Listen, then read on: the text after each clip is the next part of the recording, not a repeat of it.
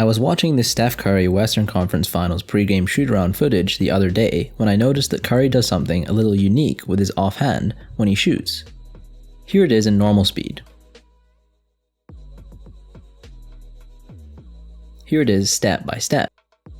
You'll notice that once the ball is past Curry's set point and is on the way to being launched into the air, his left hand loses contact with the ball first. As I've talked about many times in other videos on this channel, Curry has an offhand thumb flick, which is clearly visible here. As you can see, his left hand thumb moved from a downward pointing position to a forward pointing position while in contact with the ball, before eventually losing contact with the ball as his left hand rotates outward. Shortly after this, the ball loses contact with Curry's right hand and it goes off for yet another splash. What happens with Curry's offhand after the release is what I believe is worth noting, and no one else has explained up until now.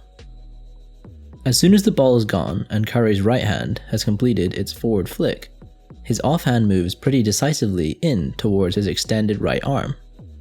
Here it is a few times in full, so you can see how obvious this motion really is.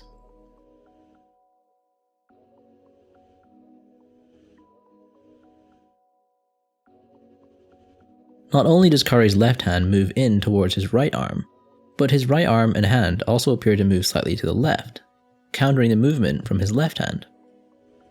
The end result is that Curry's left hand crosses right above his right forearm area, and he briefly holds this position before falling back to the ground and eventually letting his arms fall to his sides. As we can see from another angle, Curry's left hand does not only move to the right, but it also moves a little down and back towards Curry's face, caused by added flexion in his left elbow. So, to summarize, his left hand moves both to the right and downwards after the release of the ball, accompanied by a simultaneous inward movement of the right arm. In the rest of this video, I'm going to try to explain what is going on with this unique series of post-release motions. Some people might suggest that this left hand drift is insignificant as it happens after the ball is released, but I think it reveals some possibly vital factors in Curry's historically excellent shooting. The first thing to note is that once Curry's offhand reaches this strange position above his right forearm, he holds the position for a significant amount of time, keeping his left shoulder, elbow, and wrist at the same angles until he gets back to the ground.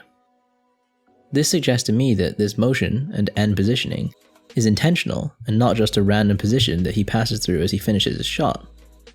The same can be said for his shooting arm, which holds its finished position with its leftward drift for as long as the left arm does. The reason for this inward movement of both limbs is, I believe, to aid directional consistency. We can see that his left-hand thumb adds forward force to the ball by flicking forward, which partially explains Curry's unbelievable shooting range. And the way his left hand moves after the ball is out the way suggests that there is a little pressure being applied from his left hand towards the right. This makes sense because in order for his thumb flick to impart force on the ball the way it does, it must have some friction on the ball, which is generated by pressure between the two surfaces. This means that there is an unbalanced force in the ball going from the left to the right. This is where it seems likely that Curry's right arm creates force in the ball that is mostly straight but is ever so slightly off-center to the left of the basket. The evidence for this is in the way his right arm moves towards the left, across his body. This right to left movement is to maintain the directional consistency that Curry has in his shot, as he must counteract the slight leftward force from his left hand with an opposing force. The sum of all these forces is pretty clear. There is no force on the ball that does not point forward or up, as Curry's shot is as straight as it gets. I think that Curry is really exaggerating these movements here in this practice as he gets loose, because he wants to emphasize these counterbalancing forces to really zone in on them.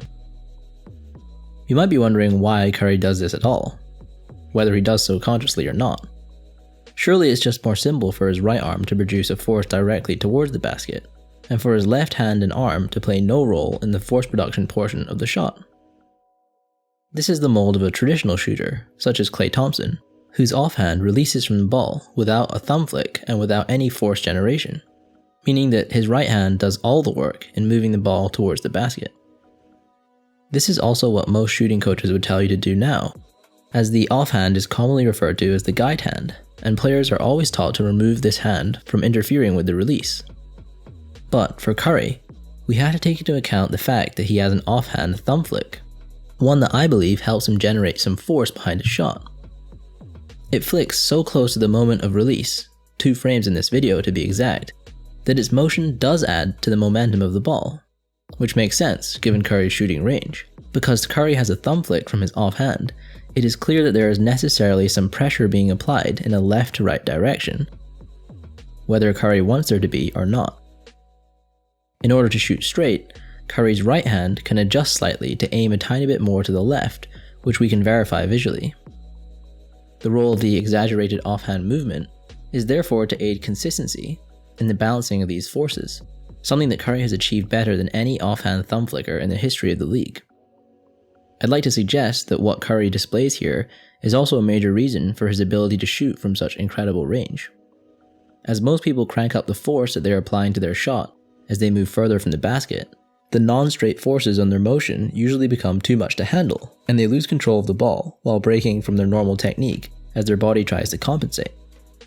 With Curry, however, I think that as he applies more forward force, he also applies more inward force from both arms, and the net result of those inward forces is always very close to 0. This allows him to keep his normal form and just move more and more explosively as he increases the range. He really has achieved the perfect balance in his shot, not just in terms of his footwork, but also in his arm work, and that has allowed him to be the greatest shooter of all time. Finally, you're probably wondering if this is something that you can try. Well, first, I'd say it's only relevant if you're a thumb flicker.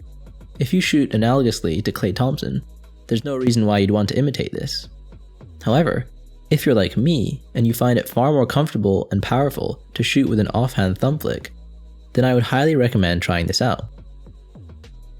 I've been testing this technique myself, and I found that once I got the hang of it, it made my shot feel more consistently straight than ever before, which is the ultimate goal of perfecting your shooting technique after all. If you want help as to how you might implement this into your own shot, then follow me on Instagram at ScottShotSplash and message me there. I've been helping my followers improve their shots as much as I can, given the time I have, and I'm looking forward to helping you out too. Hopefully you learned something from this video, and as always, thanks for watching.